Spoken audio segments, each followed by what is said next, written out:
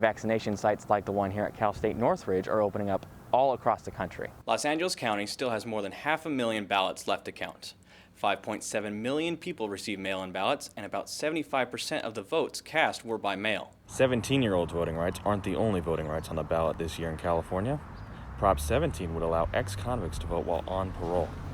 For Valley View News, I'm Bryce Wayne. The Lancaster Republican Party worked all day on Election Day, waiting for the results. California District 25 is a rematch between Republican Mike Garcia and Democrat Christy Smith. The office manager for the local Republican Party, Jack Danielson, says they're excited to get, Tom Lackey, Scott Wilk, Mike Garcia, over this hump. Garcia became the district's representative after a special election earlier this year. Danielson says they've been working to encourage their base to get out to the polls for the general. If we run on the right values, we should be able to, encourage our voters to get out there. Voting day? Not here.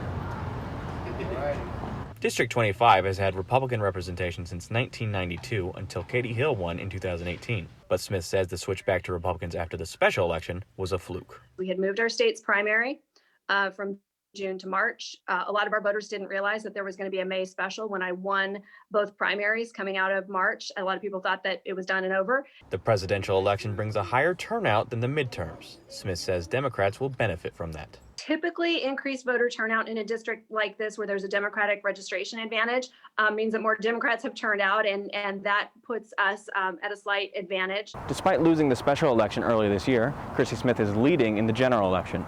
California District 25 could return to Democrat representation after the resignation of Katie Hill. For Valley View News, I'm Bryce Wayne. 17-year-olds in California may be able to vote in primary elections if Proposition 18 passes, although they'll need to turn 18 by the time of the general election to participate. Some 17-year-olds, like Joshua Sims, don't think they should be allowed to vote. I think we are not mature enough, and when you turn 18 or 17, you're truly not an adult. So I think you need to first mature.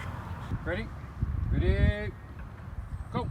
Sims's view on his own maturity differs from some high school teachers. For instance, English teacher John Purcell says if a 17-year-old is paying attention to the primary election, then they're probably mature enough to vote.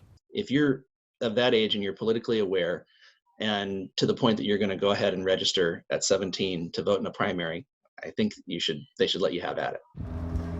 Some Prop 18 opponents say giving a vote to a legal minor means just another vote that reflects the votes of their parents or teachers. Purcell says anyone who works with 17-year-olds would know that's not true. That's someone who doesn't really know 17-year-olds. I mean, they don't typically do whatever their teachers or their parents tell them. At 17, they have their own mind and they're gonna use it. 17-year-olds' voting rights aren't the only voting rights on the ballot this year in California. Prop 17 would allow ex-convicts to vote while on parole. For Valley View News, I'm Bryce Wayne. Today we'll be discussing how colleges and universities are preparing for a possible return to campus. The COVID-19 vaccine is swiftly lowering cases and deaths nationwide, and vaccination sites like the one here at Cal State Northridge are opening up all across the country. And the CDC is beginning to advise schools on how to reopen safely. Governor Gavin Newsom says we might even see K-12 schools reopen this school year. But what about higher education? When will we see students return to campus? California State University Chancellor Joseph Castro says while the vaccine may not be mandatory, the CSUs are still planning to have some in-person classes for fall 2021. The exact plan will be different for each of the system's 23 campuses, and they will follow their local community's health recommendations. But how will a university protect its professors, and can students return to campus safely? On Point's Angela Gonzalez has more.